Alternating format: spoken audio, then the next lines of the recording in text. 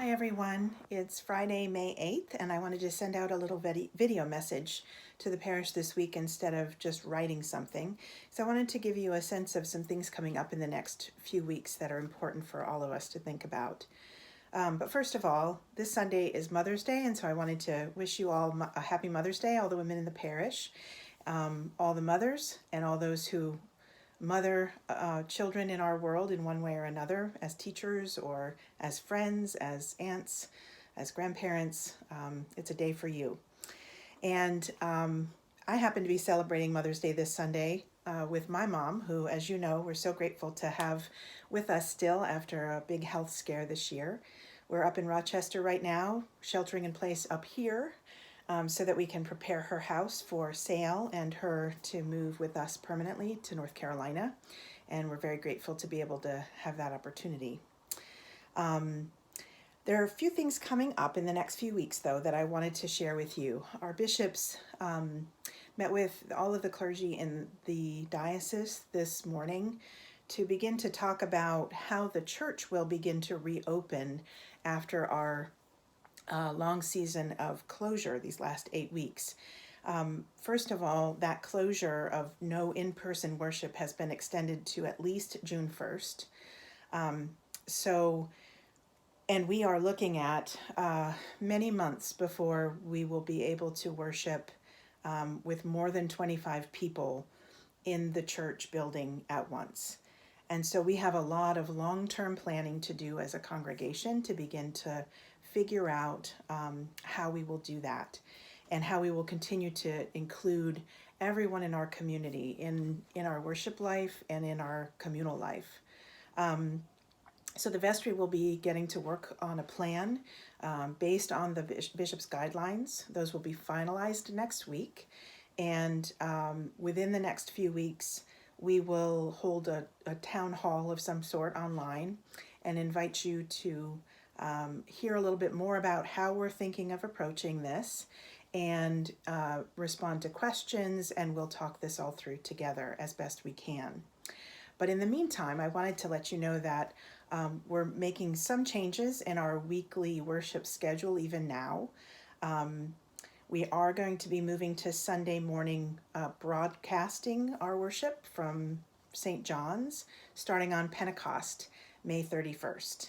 As you know, Pentecost is the birthday of the church, and so it's a perfect day for us to kind of begin again in that space.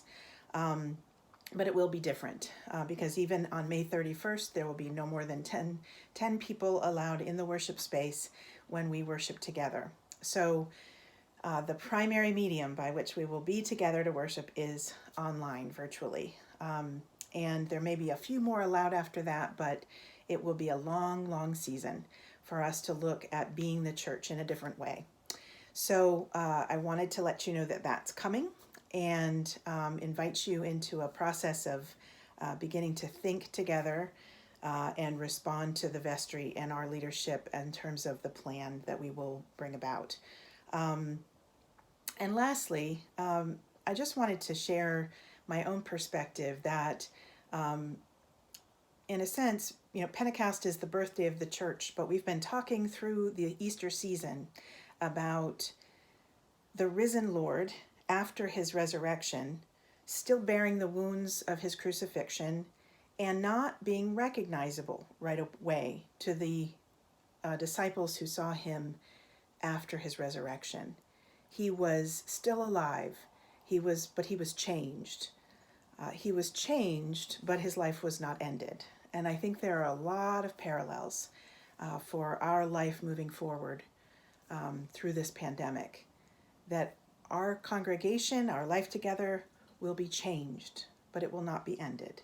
It will look different. It may not be fully recognizable to us from what we had before, but we will be alive nonetheless. So I want to invite you to be thinking with us about how to embody that fully, how to live into that fully together and create that pathway forward. And the first one, I also want to invite you into one other little fun, I hope wonderful exercise for us as a church.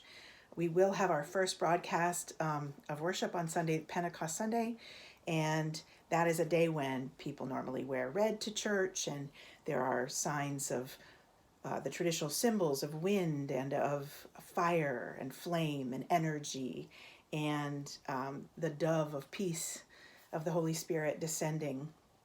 So we are putting together a video and want to invite you to be a part of this parish art project.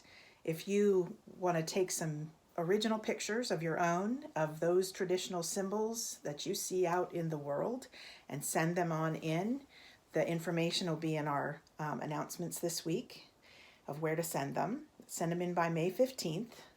Pictures are little video clips of wind, of fire, of flame, of red, and of where you see the Holy Spirit active in the world. If you can capture that in original artwork or pictures and send that in to us, we'd be glad to incorporate that into a video that we will use to kind of launch our worship on that first day when we are back in the space, worshiping in some sense together.